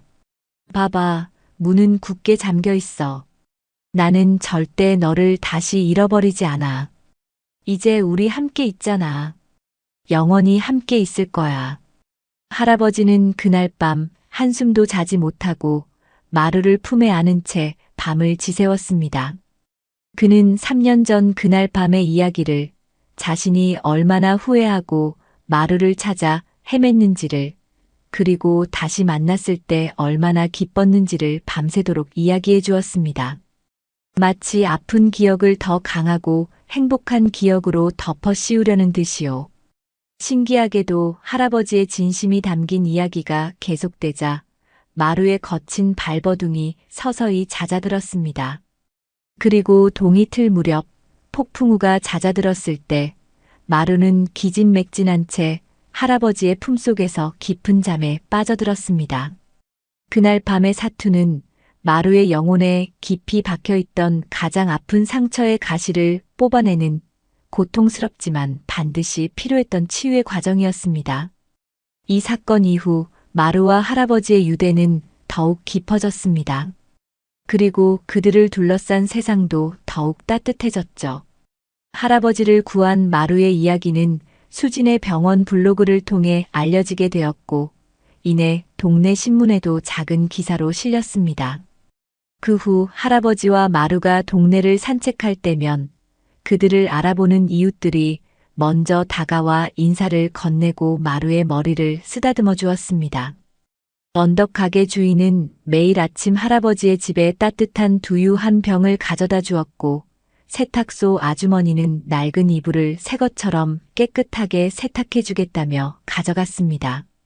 심지어 예전에는 개를 싫어하던 옆집 할머니마저 마루를 위해 사골을 푹 고았다며 한 솥을 들고 찾아오기도 했죠. 할아버지의 단칸방에는 사람들의 온기가 끊이지 않았습니다. 어느 맑은 가을날 저녁 할아버지는 마루, 그리고 주말을 맞아 놀러온 초코네 가족과 함께 평상에 앉아 저녁 노을을 바라보고 있었습니다. 아이는 마루의 등을 베고 누워 있었고, 아이 부모는 할아버지와 함께 옥수수를 나눠 먹으며 도란도란 이야기를 나누었죠. 마루는 평온한 표정으로 자신의 주변을 둘러싼 사랑하는 가족들의 체온을 느끼고 있었습니다. 할아버지는 붉게 물드는 하늘을 바라보며 생각했습니다. 3년 전 마루를 잃어버렸을 때 자신의 세상은 끝났다고 생각했습니다. 하지만 마루와의 기적 같은 재회는 끝나버린 세상의 문을 다시 열어주었습니다. 그리고 그 문으로 이전에는 상상도 하지 못했던 새로운 인연과 행복이 밀물처럼 들어왔습니다. 진정한 기적은 단지 잃어버린 개를 되찾은 사건 그 자체가 아니었습니다. 사랑과 희망의 끈을 놓지 않았을 때 절망의 끝에서 비로소 시작되는 새로운 삶, 그것이야말로 진정한 기적이었습니다. 할아버지와 마루의 시간은 이제 더 이상 외롭거나 아프지 않았습니다. 그들은 함께 아주 천천히, 그리고 더없이 행복하게 저물어 가고 있었습니다. 시간은 더디지만 꾸준히 흐르며 모든 상처 위에 부드러운 새살을 돋게 했습니다. 할아버지의 건강은 눈에 띄게 좋아졌고, 마루의 밤중 경기도 점차 잦아들었죠. 이제 마루는 웬만한 소리에는 짖지 않고 음식을 숨기는 대신 할아버지가 주는 밥을 맛있게 먹고는 배를 보이며 잠드는 법을 배우고 있었습니다. 할아버지와 초코네 가족, 그리고 수의사 수진으로 이루어진 그들만의 공동 육아 시스템은 이제 완벽하게 자리를 잡았습니다. 주말마다 마루를 데리러 오는 아이의 발소리는 할아버지에게 더 이상 이별의 신호가 아닌 또 다른 가족의 반가운 발걸음으로 느껴졌습니다. 그러던 어느 날 오후 할아버지는 정기 검진을 위해 마루를 데리고 수진의 동물병원을 찾았습니다. 마루는 이제 병원 특유의 소독약 냄새에도 익숙해졌는지 진료대 위에 얌전히 올라가 수진의 손길을 받았습니다. 수진은 청진기로 마루의 심장 소리를 듣고 귀와 눈의 상태를 꼼꼼히 살폈습니다. 심장 소리도 아주 안정적이고 피부 상태도 정말 좋아졌네요. 어르신이랑 가족분들이 사랑으로 돌봐주신 덕분이에요. 수진이 칭찬을 하며 마루의 귀 안쪽을 들여다보던 순간 그녀의 손길이 잠시 멈칫했습니다. 그녀는 고개를 갸웃거리며 더 자세히 보기 위해 진료대의 스탠드 불빛을 마루의 귀에 바짝 가져다 댔죠. 이게 뭐지? 수진의 혼잣말에 할아버지도 걱정스러운 표정으로 진료대 가까이 다가갔습니다. 수진이 가리키는 마루의 오른쪽 귀 안쪽 피부에는 아주 희미하지만 분명한 문양 같은 것이 새겨져 있었습니다. 오래되어 색이 바래고 일부는 번져서 정확한 형태를 알아보기는 힘들었지만 사람이 인위적으로 새긴 흔적이라는 것만은 분명했죠. 그것은 마치 조잡하게 만든 낙인 자국처럼 보였습니다. 어르신, 이거 혹시 어르신께서 하신 건가요? 인식칩 대신에 타투를 하시는 분들도 간혹 계시긴 한데. 할아버지는 고개를 세차게 저었습니다. 아니요. 나는 그런 거 한 적 없어요. 내 평생에 어떻게 내 새끼 몸에 바늘을 댄단 말입니까? 저건 처음 보는 겁니다. 할아버지의 목소리는 단호했습니다. 그는 마루의 몸 구석구석을 자신의 손바닥처럼 잘 알고 있었지만 저런 흔적은 금시초문이었습니다. 그렇다면 저것은 대체 무엇일까요? 3년이라는 시간 동안 마루에게 무슨 일이 있었던 것일까요? 수진의 표정도 심각해졌습니다. 보통 정상적인 경로로 하는 타투는 이렇게 조잡하지 않아요. 잉크도 번지지 않게 제대로 시술하죠. 이건 마치 불법 번식장이나 투견장에서 자신들의 소유물을 표시하기 위해 급하게 새긴 표식 같아 보여요. 수진의 조심스러운 추측은 할아버지의 심장을 서늘하게 만들었습니다. 상상조차 하고 싶지 않은 끔찍한 단어들이었습니다. 투견장이라니. 그 순하고 착한 마루가 그런 끔찍한 곳에 끌려갔을 수도 있다니. 할아버지는 차마 말을 잇지 못하고 마루의 얼굴만 쓰다듬었습니다. 마루는 아무것도 모른다는 듯 그저 할아버지의 손길에 꼬리만 살랑일 뿐이었죠. 그날 이후 할아버지의 마음 한구석에는 풀리지 않는 의문과 함께 불길한 불안감이 자리 잡았습니다. 마루의 몸에 새겨진 그 상처의 흔적은 자신이 알지 못하는 마루의 고통스러운 과거를 암시하는 듯 했기 때문입니다. 그는 마루를 더욱 애틋하게 보살폈지만 동시에 마루의 작은 행동 하나하나에 더욱 신경을 곤두세우게 되었습니다. 며칠이 지난 늦은 오후였습니다. 할아버지는 마루와 함께 동네를 한 바퀴 돌고 집으로 돌아오는 길이었습니다. 길 건너편 버스 정류장에 서너 명의 사람들이 버스를 기다리고 있었죠. 그때였습니다. 마루가 갑자기 그 자리에 얼어붙은 듯 우뚝 멈춰 섰습니다. 온몸의 근육은 돌처럼 굳었고 털은 바짝 곤두섰으며 꼬리는 다리 사이로 완전히 말려 들어갔습니다. 그리고는 낮은 신음소리를 내며 할아버지의 등 뒤로 필사적으로 숨으려 했습니다. 마루의 시선이 향한 곳에는 특별할 것 없는 차림의 한 중년 남자가 서 있었습니다. 작업복 차림에 안전모를 들고 있는 것으로 보아 근처 공사장에서 일하는 인부인 듯 했습니다. 남자는 주변을 두리번거리며 버스를 기다릴 뿐 이쪽으로는 전혀 신경도 쓰지 않았죠. 하지만 마루의 반응은 단순한 경계를 넘어선 영혼 깊은 곳에서부터 우러나오는 듯한 원초적인 공포 그 자체였습니다. 천둥 소리에 놀랐을 때와도 낯선 개를 만났을 때와도 차원이 다른 반응이었어요. 마치 저승사자라도 본 듯한 모습이었습니다. 할아버지는 마루를 진정시키기 위해 품에 꼭 끌어안았습니다. 마루야, 괜찮아. 왜 그래? 응. 할아버지의 품속에서도 마루의 몸은 가늘게 떨리고 있었고 낑낑거리는 소리는 멈추지 않았습니다. 잠시 후 남자가 타려던 버스가 도착했고 그가 버스에 올라타자마자 마루의 떨림이 거짓말처럼 서서히 먹기 시작했습니다. 하지만 여전히 불안한 듯 할아버지의 품에서 내려오려 하지 않았죠. 할아버지는 깊은 시름에 잠겼습니다. 오늘 마루가 보여준 극심한 공포 반응, 그리고 며칠 전 발견했던 귀 안쪽의 낙인. 이 두 가지 사건이 결코 무관하지 않다는 불길한 확신이 들었습니다. 저 남자가 마루에게 끔찍한 짓을 한 장본인일까요? 아니면 그저 그를 떠올리게 하는 비슷한 인상착의를 가진 사람이었을까요?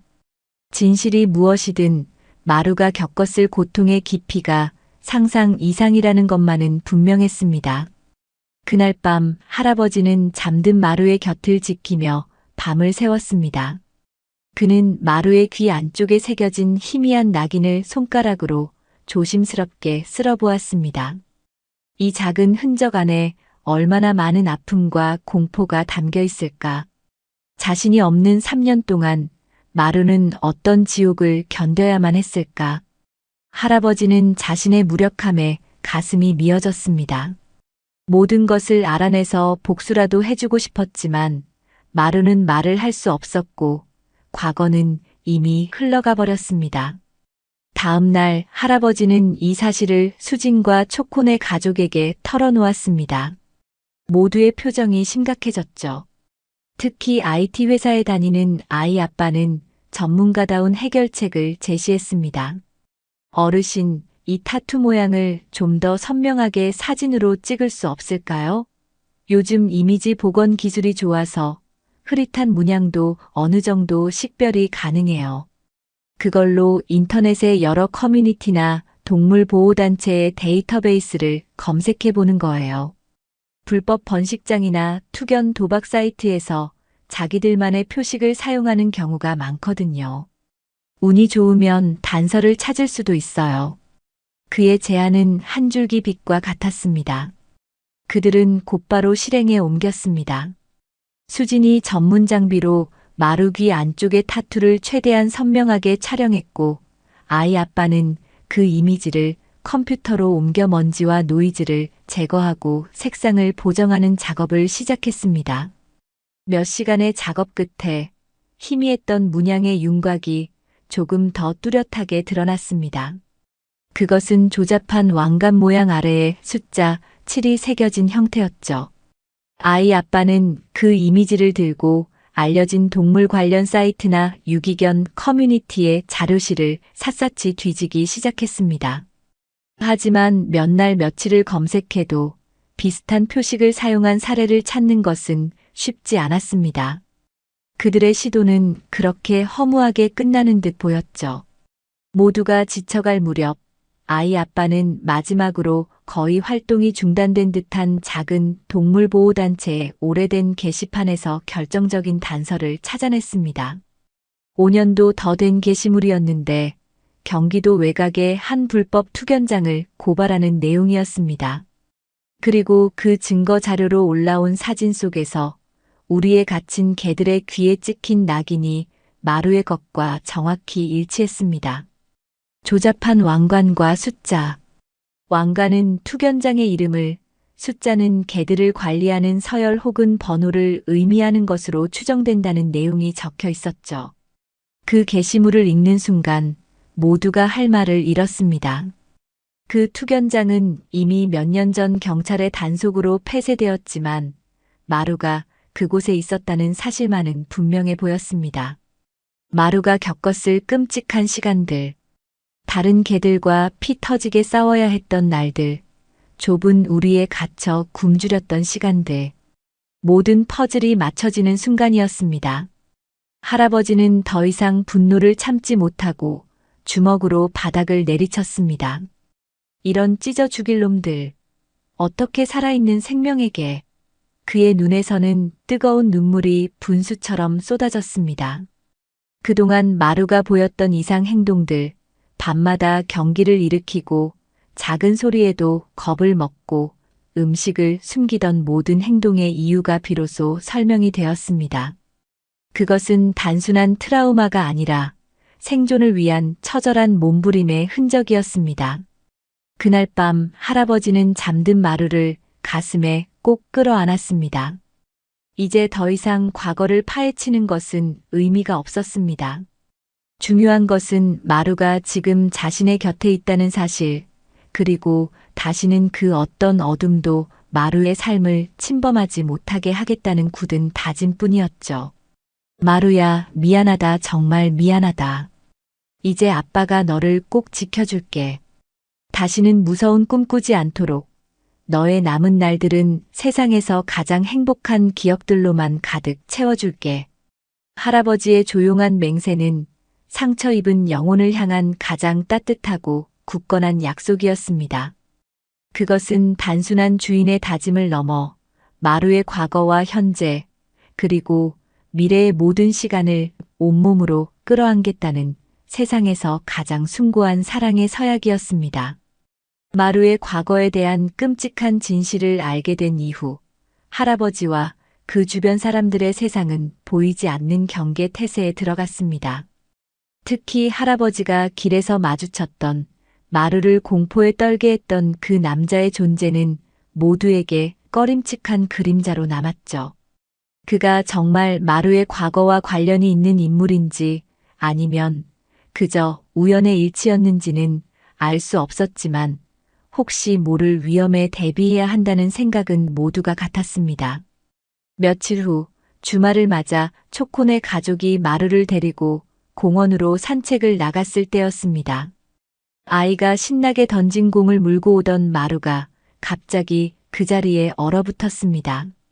며칠 전 할아버지와 함께 있을 때와 똑같은 반응이었죠. 아이가 놀라서 마루의 시선이 향한 곳을 쳐다보자 공원 벤치에 며칠 전 할아버지가 묘사했던 인상착의의 남자가 앉아 있었습니다. 작업복 차림에 옆에는 안전모가 놓여 있었죠. 아빠, 저 사람이야. 할아버지가 말했던 그 사람. 아이의 외침에 아이 아빠도 상황을 즉시 파악했습니다.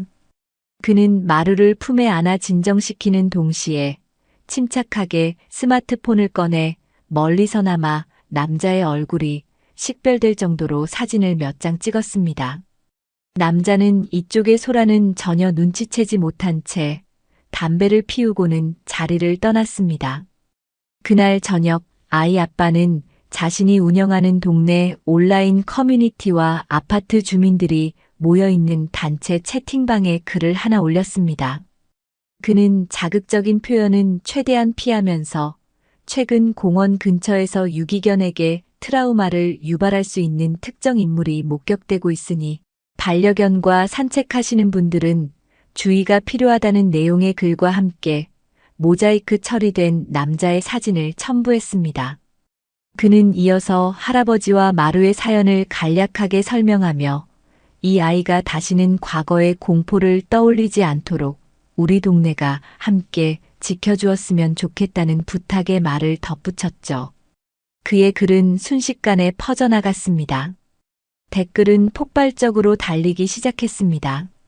어머, 너무 안타까운 사연이네요.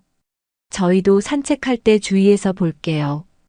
이런 건 널리 알려야 합니다. 다시는 동물들이 고통받는 일이 없도록. 박 노인장님과 마루, 저희 가게에 오시면 언제든 쉬었다 가시라고 전해주세요. 등등. 그 글은 단순한 경고를 넘어 차갑던 온라인 공간을 이웃의 아픔에 공감하고 서로를 지키려는 따뜻한 연대의 장으로 바꾸어 놓았습니다. 할아버지와 마루는 이제 혼자가 아니었습니다. 보이지 않는 수백, 수천 개의 눈과 마음이 그들을 함께 지켜주는 동네 감시망이 형성된 것입니다. 그 후 동네에는 작지만 놀라운 변화들이 일어나기 시작했습니다. 이웃들은 마루와 할아버지를 마주칠 때마다 더욱 따뜻한 인사를 건넸습니다. 마루가 그 남자를 다시 마주치지는 않을까, 혹시라도 위험한 상황에 처하지는 않을까 하는 걱정이 그들을 향한 구체적인 관심과 친절로 표현되기 시작한 것이죠. 예전에 마루를 보고 더러운 똥개라며 인상을 찌푸리던 옆집 할머니는 이제 할아버지가 폐지를 주우러 나간 사이에 내가 마루 좀 보고 있을게라며 자처해서 마루를 돌봐주기까지 했습니다. 그녀는 퉁명스러운 표정으로 시끄럽게 짖으면 골치 아프니까 보고 있는 거야 라고 말했지만 마루 앞에 놓인 그릇에는 그녀가 손수 끓인 따끈한 닭죽이 담겨 있었죠. 언덕 아래 가게 주인은 자신의 가게 앞에 마루 전용 급수대라며 깨끗한 물그릇을 항상 놓아두었고, 세탁소 주인은 낡아서 찬 바람이 들어오던 할아버지의 방 창문에 두꺼운 비닐을 덧대주었습니다. 이웃들의 작은 친절은 꼬리에 꼬리를 물고 이어졌습니다. 누군가는 할아버지의 손수레바퀴에 기름칠을 해주었고, 누군가는 마루를 위해 푹신한 새 방석을 선물해 주었죠. 그 모든 친절에는 우리가 함께 당신들을 지켜주고 있어요 라는 따뜻한 메시지가 담겨 있었습니다. 할아버지는 매일같이 이어지는 이웃들의 온정에 몸 둘바를 몰라 하면서도 가슴 깊은 곳에서부터 차오르는 뜨거운 감동을 느꼈습니다. 그는 평생을 외롭게 세상과 담을 쌓고 살아왔습니다. 하지만 마루가 그의 곁으로 돌아온 이후 그의 세상은 상상할 수 없을 만큼 넓고 따뜻해지고 있었습니다. 그러던 어느 날, 이 모든 소동의 중심에 있던 그 남자의 정체가 밝혀졌습니다. 다소 허무하게도 말이죠. 동네 통장님이 아파트 단지 내 게시판을 확인하던 중 문제의 남자가 최근 아파트 외벽 보수 공사를 위해 파견된 건설 인력 중 한 명이라는 사실을 알게 된 것입니다. 공사가 끝나는 다음 주까지만 이 동네에 머무는 사람이었죠. 통장님과 아이 아빠는 혹시나 하는 마음에 직접 남자를 찾아가 조심스럽게 이야기를 나누었습니다. 결론부터 말하자면 그는 마루의 과거와 아무런 관련이 없는 사람이었습니다. 심지어 그는 어릴 적 개에게 물린 기억 때문에 개를 무서워하는 사람이었죠. 투견은커녕 강아지 자체에 관심도 없었습니다. 모든 것이 오해였던 것입니다. 이 사실을 전해 들은 수지는 조심스럽게 자신의 의학적 소견을 내놓았습니다. 아마 마루는 그 남자분 자체를 무서워했다기보다는 그에게서 나는 특정한 냄새나 그가 입고 있던 작업복의 재질 혹은 그의 목소리 톤 같은 것이 과거의 끔찍한 기억을 자극하는 방아쇠 역할을 했을 가능성이 높아요. 트라우마라는 게 종종 그렇게 비논리적인 방식으로 발현되기도 하거든요. 결국 악당은 존재하지 않았습니다. 마루를 공포에 떨게 했던 것은 실체가 있는 위협이 아니라 과거의 기억이 만들어낸 헛개비, 즉 유령이었던 셈이죠.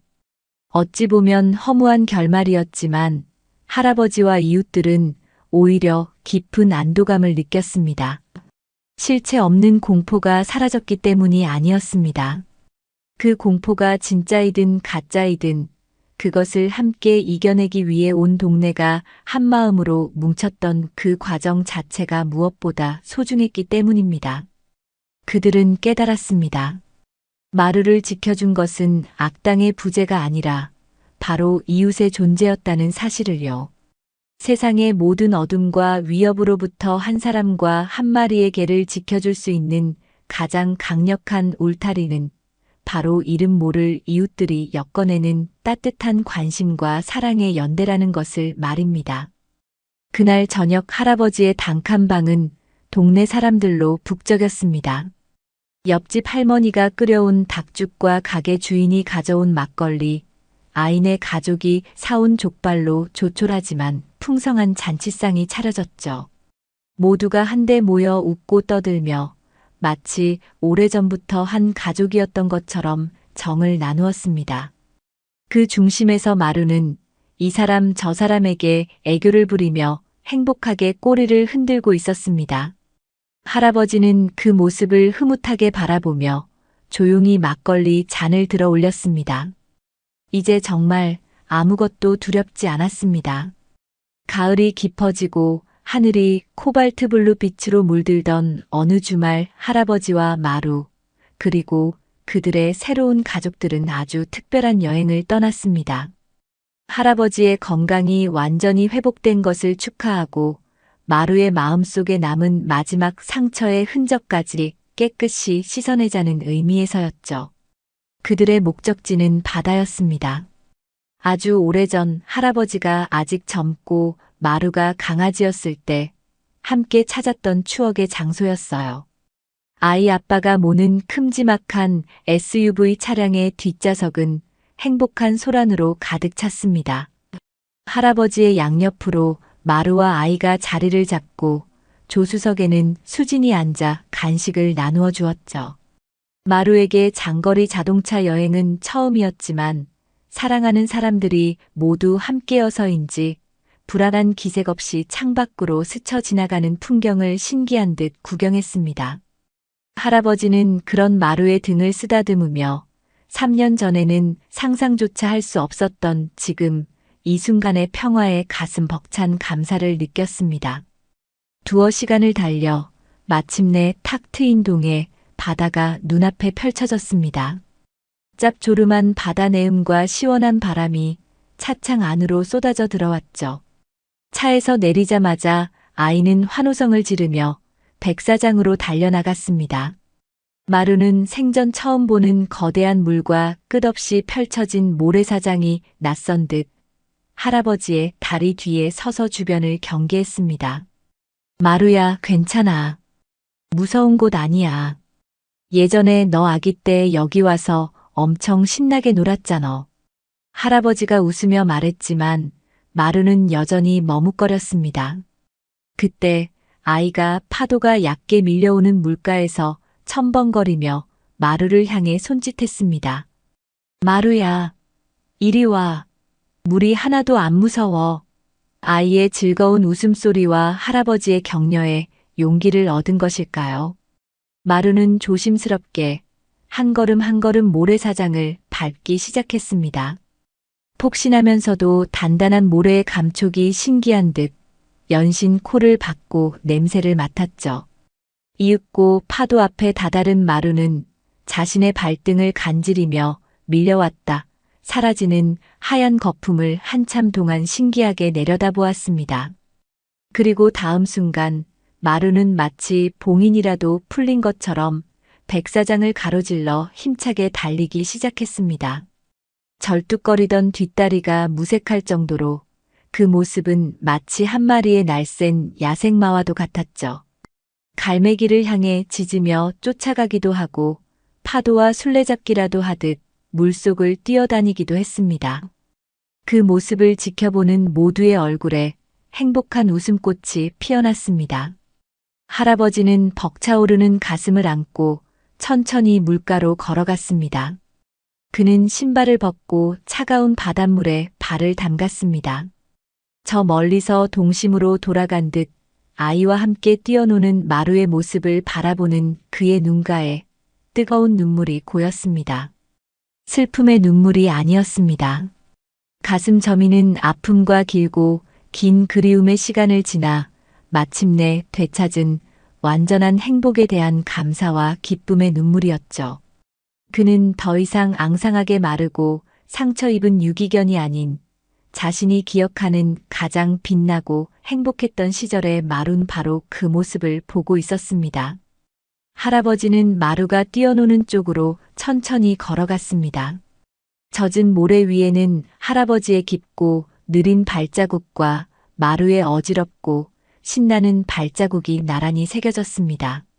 함께 걸어온 지난 세월과 잠시 떨어져 있어야 했던 아픈 시간, 그리고 마침내 다시 만나 함께 걸어갈 미래.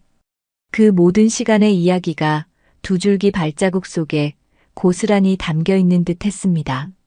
어느덧 해가 서쪽으로 뉘엿뉘엿 기울기 시작하고 하늘과 바다는 온통 황금빛으로 물들었습니다. 신나게 뛰어놀아 지친 모두는 백사장 위에 나란히 앉아 자연이 선사하는 장엄한 풍경을 말없이 바라보고 있었죠. 마루는 할아버지의 무릎을 베고 깊은 잠에 빠져 있었습니다. 새근새근 내쉬는 숨소리가 세상에서 가장 평화로운 음악처럼 들렸습니다. 할아버지는 잠든 마루의 머리를 부드럽게 쓰다듬으며 자신의 곁에 앉아 있는 사람들을 천천히 둘러보았습니다. 자신을 위해 기꺼이 시간을 내어준 수의사 수진, 아무런 대가 없이 자신과 마루의 든든한 울타리가 되어준 초콘의 가족. 이들은 피 한 방울 섞이지 않았지만 세상 그 어떤 가족보다도 강한 사랑과 유대로 묶여 있었습니다. 문득 할아버지는 깨달았습니다. 3년이라는 시간은 그에게서 마루를 앗아간 고통의 시간이기도 했지만 동시에 이 모든 소중한 인연을 만나게 해준 준비의 시간이기도 했다는 것을요. 만약 마루를 잃어버리지 않았더라면 그는 여전히 세상과 담을 쌓은 채 외로운 노인으로 늙어갔을 것입니다. 절망의 가장 깊은 바닥에까지 내려가 보았기에 비로소 희망의 소중함을, 평범한 일상의 기적을, 그리고 사람과 사람 사이의 온기가 얼마나 위대한 것인지를 알게 된 것이죠. 가장 위대한 기적은 잃어버린 마루를 되찾은 것 자체가 아니었습니다.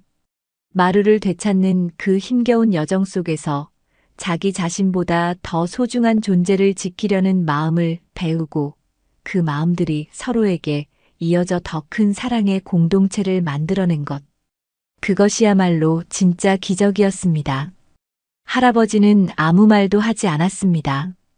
그저 노을빛의 황금색으로 빛나는 마루의 털을 가만히 쓸어줄 뿐이었죠.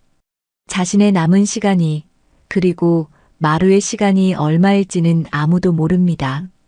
하지만 이제 그 유한함이 두렵지 않았습니다. 하루를 살아도 이토록 충만한 사랑과 감사 속에서 살아갈 수 있다면 그것으로 충분했습니다. 저물어가는 찬란한 석양을 배경으로 한 노인과 그의 충직한 개, 그리고 그들을 사랑하는 사람들이 조용히 앉아 있었습니다. 그들의 그림자는 길게 하나로 이어져 세상에서 가장 아름다운 풍경을 완성하고 있었습니다. 길고 길었던 이야기는 그렇게 가장 평화롭고 완벽한 행복 속에서 조용히 막을 내리고 있었습니다.